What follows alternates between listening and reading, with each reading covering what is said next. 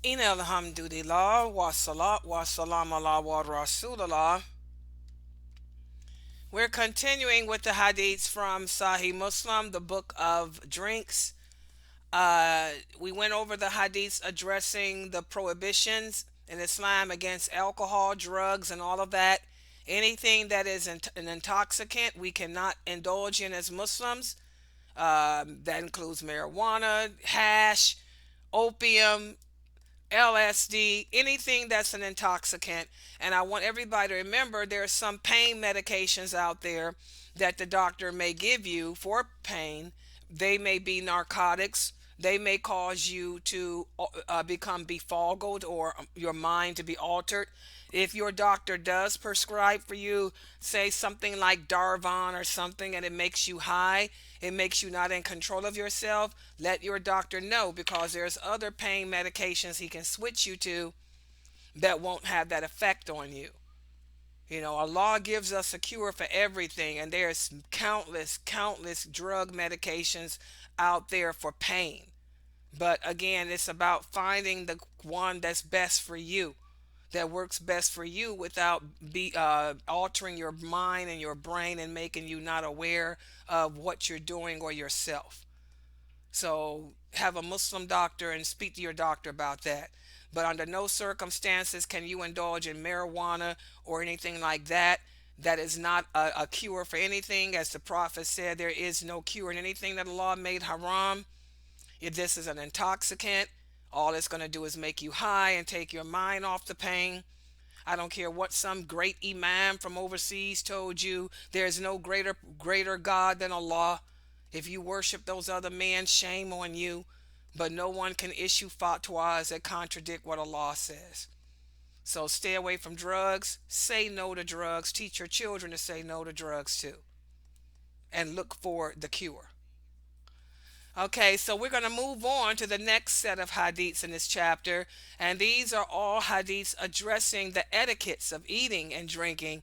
Just like Allah made the lawful and the unlawful known to us, He also put in effect rules and guidelines for us to abide by as well. For example, there are certain rules of etiquette that we need to adhere to when it comes to eating and drinking. We have this wonderful hadith here that one of the companions tells us that they attended a dinner along with the Prophet and they were waiting to eat. A little girl came running through the crowd as if someone were chasing her, and she was about to grab the food, but the Prophet sallallahu alaihi wasallam caught her hand and stopped her.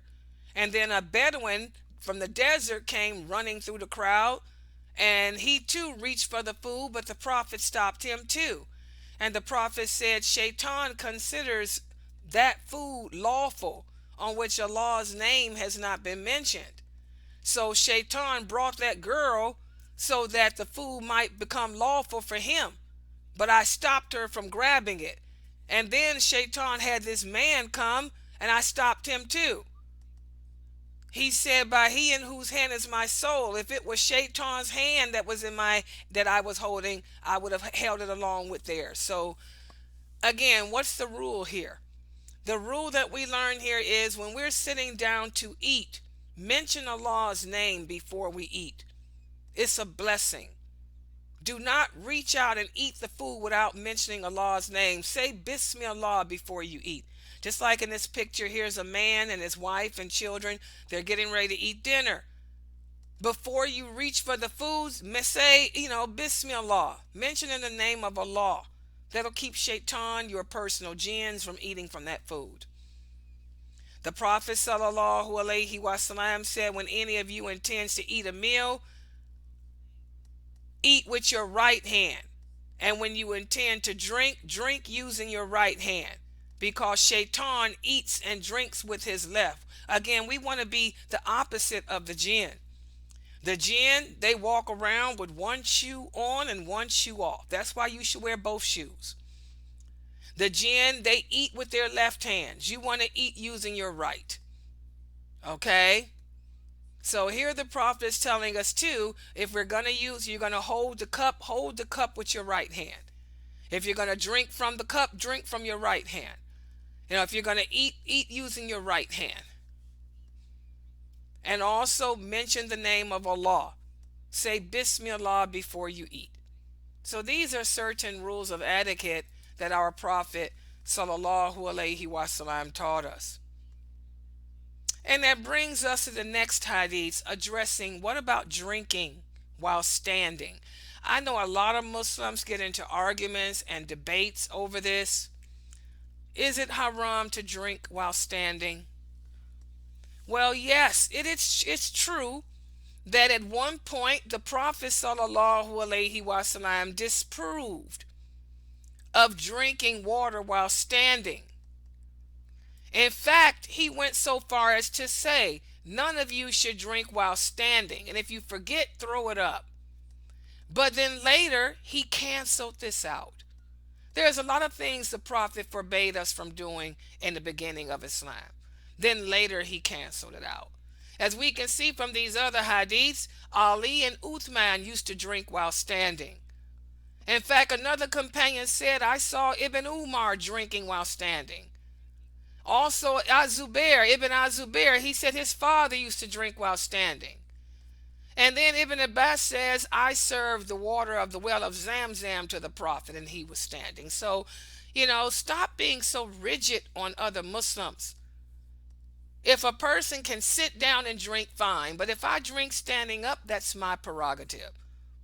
And if I eat standing up, the same thing. If we can sit down and eat and drink, it's best. But if I'm standing up eating a piece of chicken, don't tell me I'm going to hell. If I'm standing up drinking a glass of Kool-Aid, don't tell me I'm going to hell. Because there's a lot of things the Prophet forbade in the beginning of Islam, and he canceled it out. So drinking while standing is okay, guys. And so is eating. But of course, it's best to sit if you can. Okay?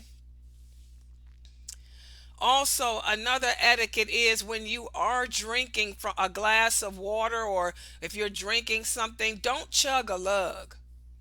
What does it mean to chug a lug? That means to drink it all in one gulp. The Prophet taught us, everything we do, you want to do it with dignity. You want to do it with class.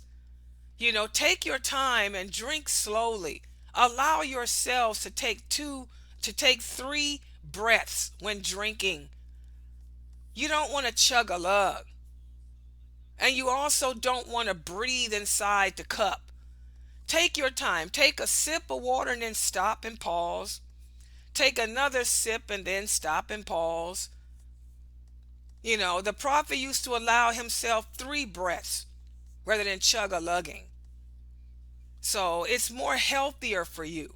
It's also more wholesome. The Prophet Sallallahu Alaihi Wasallam used to take 3 breaths outside the vessel in the course of a drink, and he told the companions this is more thirst quenching, it's more healthier for you, and it's also more wholesome. So don't sit there chug a lugging. Allow yourself to pause. That way you can enjoy the water better. It's more wholesome for you and everything else. Certain etiquettes. See how Islam is not just a religion, but it's also a way of life. Also, if you're sitting in the company of other people and you're eating together, pass from the right side. Pass from the food from the right side. The Prophet Sallallahu Alaihi Wasallam was brought a cup of milk, and there was a man sitting on his left. Was sitting on his right, and Abu Bakr was sitting on the man's left. The Prophet gave the drink to the man who was sitting on his right. He said, whenever you're passing food, pass it to the one who is on the right, not the one who's on your left. So even when we're sitting together drinking, the person who is serving should pass to his right. And this is what you want to teach your children. When you're all sitting down at the table to eat dinner at night, start from the right, pass it from the right. Pass it around the table from the right side. Okay? You have to ask permission to the person on your left. We have a hadith whereas the prophet was given a drink, and there was a little boy sitting on his right, and there was an old man on the prophet's left. The prophet asked the little boy, will you allow me to give it to the old man? The little boy said, no, I want you to give it to me. So the prophet gave it to him. So you can ask the person's permission to serve the person on your left first, but it should always be to the right. And in Islam, we don't serve the men before women either. This is another misconception. We don't serve the men before women either. Whoever is on your right, if it's a woman or a child, that person gets the food. You do not serve a man over a woman. You serve to the right. Okay? Also, in Islam, it's a good thing to lick your fingers after eating. And I know that doesn't sound like good habits here for Americans, but in Islam, our culture is Islam, Islamic culture, there's a lot of blessings in licking your fingers after you eat and wiping the dish with your fingers, because there's blessings in the food, and you don't know where the blessings lie. The Prophet sallallahu alaihi wasallam said, when any of you eats, he should not wipe his hand until he has licked it clean. And the Prophet sallallahu alaihi wasallam used to eat food using the first three fingers of his hands, and he used to lick his hands before wiping it with a towel. So again, there's lots of blessings in licking your fingers, after eating in Islam, and also blessings in wiping the plate clean. Also in another hadith, the Prophet sallallahu alaihi wasallam said, the devil is present with any of you in everything that you do. He's even present when you eat. So if any of you drops a mouthful of food, he should remove away anything dirty from it and eat it. Don't leave it for the devil. And when he finishes eating, he should lick his fingers, because he does not know in what portion of the food the blessing lies. So again, let's say we're eating and I drop something on the floor. I can pick it up, wipe it off, and then eat it. So again, this may not sound like etiquette in American etiquette, but this is Islamic etiquette. Okay, so there's nothing wrong with licking your food off the plate, licking your fingers, and when you drop something, pick it up, wipe it off, and eat it.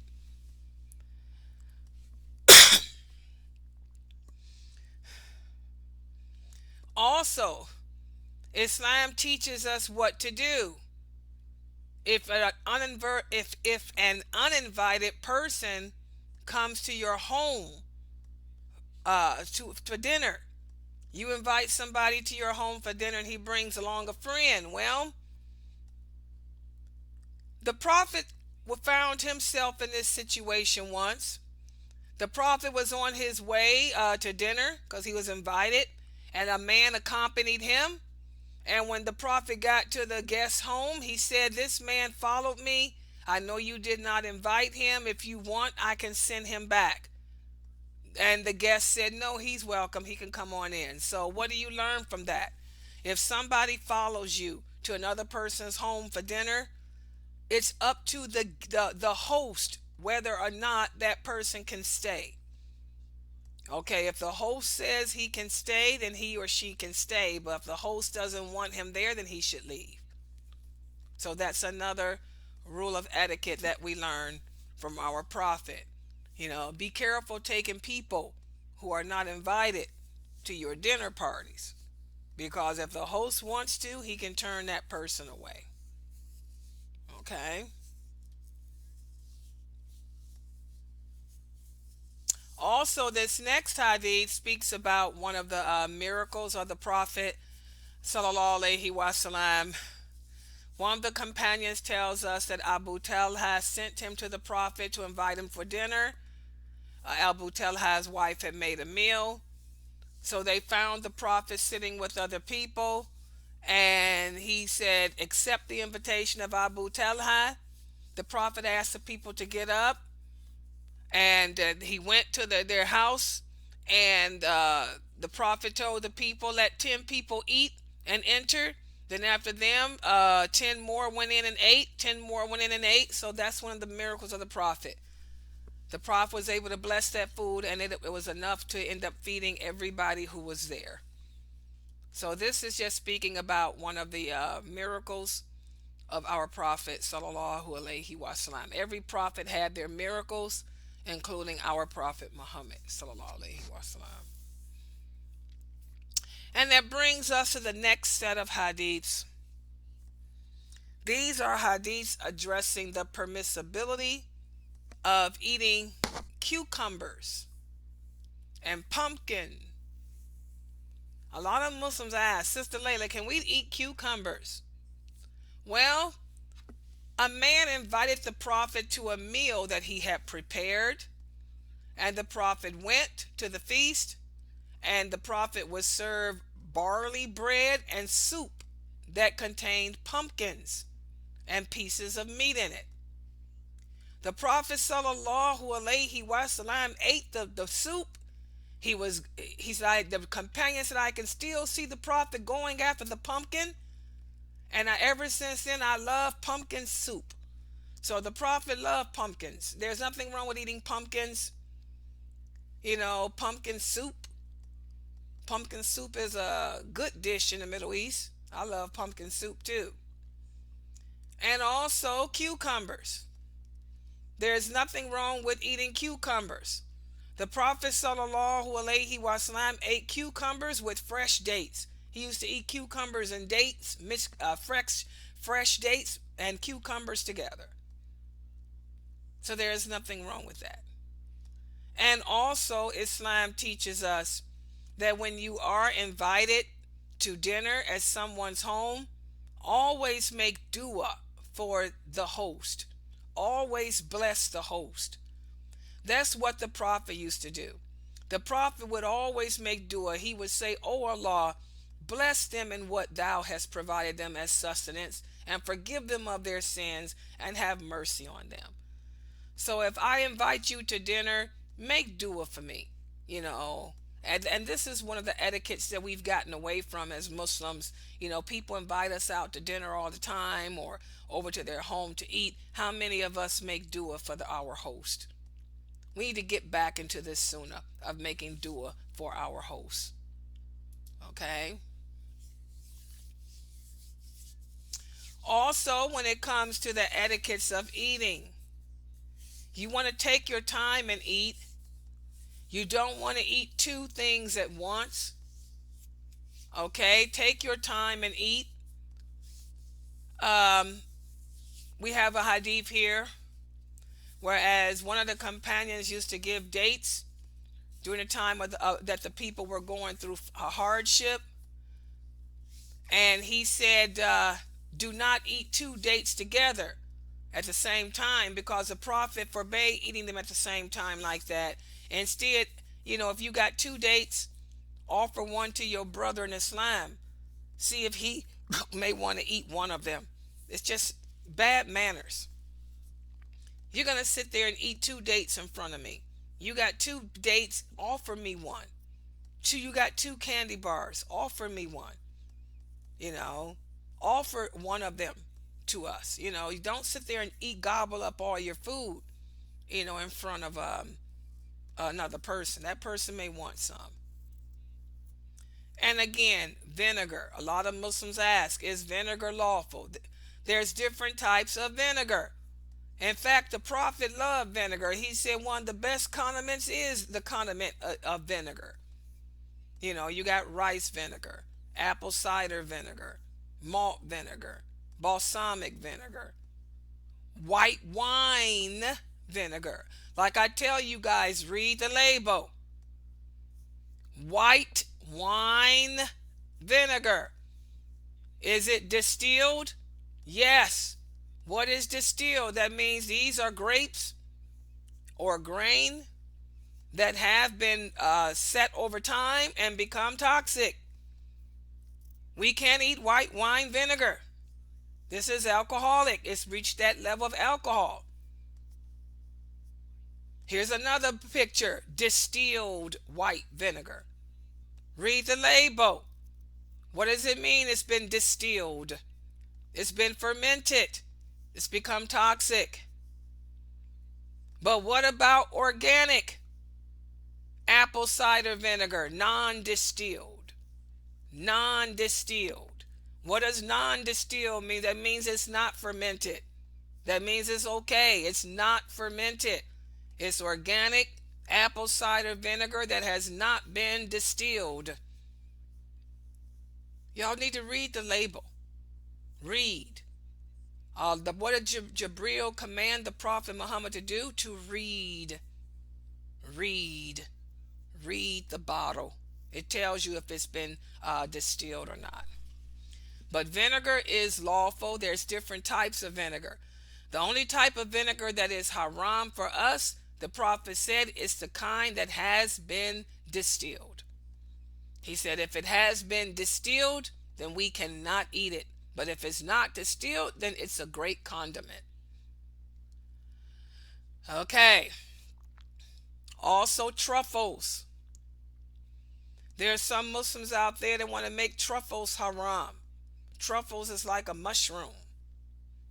The Prophet sallallahu alaihi wasallam said truffles are a kind of manna that Allah sent to the people of Israel, and the juice of the truffle is a medicine for the eyes. It's good for people who have bad eyesight. There is nothing wrong with us eating truffles as Muslims. Okay? So again, guys, again, if something is haram, it will be defined as such by Allah. And when you're dealing with things like vinegar and stuff that's been distilled, make sure you read the label. If it's distilled, stay away from it. If it's been fermented, stay away from it. Okay, because that's when it's become toxic or alcoholic.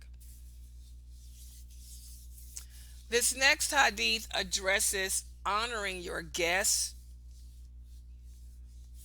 The Prophet sallallahu alaihi wasallam was approached by a person who said, "O Prophet of Allah, I am so hungry."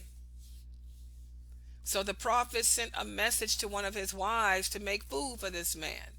But she said, "There's nothing here for me to serve him except water." So the Prophet sent another message to another one of his wives, and she said the same thing. There's nothing here. And then the Prophet said, Allah will show mercy to whoever will entertain this man. So a person stood up and volunteered. He said, I will entertain this man. So this person took this man to his home and told his wife, do you have anything that you can serve him to eat? She said, all we have is what we have for our children. He said, then distract the children with something. And when the guest enters, turn out the light and give him the impression that we are eating. So they did that. They distracted the children. And when the man came, they fed the man. And the Prophet said that was a good thing that they did. They distracted the children so the children wouldn't want anything. And they gave it to the man who was in more need of the food than they were. And the Prophet was saying what a great thing this was that they did. So that just shows the blessings in honoring a person who is less fortunate than you are. And finally, these last hadiths address the excellence of sharing food. The Prophet said, if there's enough food for 2 people, you can make it be enough for 3. If there's enough food for 3 people, you can make it be enough for 4. There's always room for one more person, in other words. The Prophet sallallahu alaihi wasallam said, food for 1 person is enough for 2. Food for 2 will suffice 4. Food for 4 will suffice 8. There's always enough for one more, people. And also, as Muslims, Islam encourages us to take the middle course in all things, including when it comes to eating. You do not want to overindulge in food. The prophet said a non believer does not believe in Allah, and so he eats in seven intestines. Whereas a Muslim, we believe in Allah, so we only eat enough to suffice. You don't want to be like the non Muslims. They just stuff themselves. They eat and eat and eat because the food is there. You don't want to do that. So when the prophet said a believer eats in one intestine, he's talking about how we implement restraint. Whereas non Muslims don't implement restraint. They just indulge in the food because it's there and they'll eat it all up whether they're hungry or not.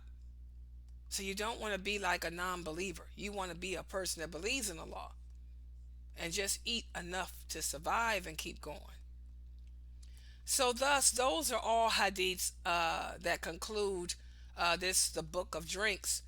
Again, Islam not only lets us know what's lawful and unlawful for us, but Allah also sets the rules and guidelines in a place for us so we can live on this earth amongst each other and get along fine. You want to remember, guys, to always share.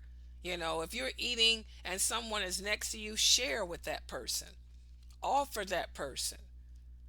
Also, there's a lot of blessings in feeding another person. Also, remember, if you're invited to a person's home for dinner, make dua for your host.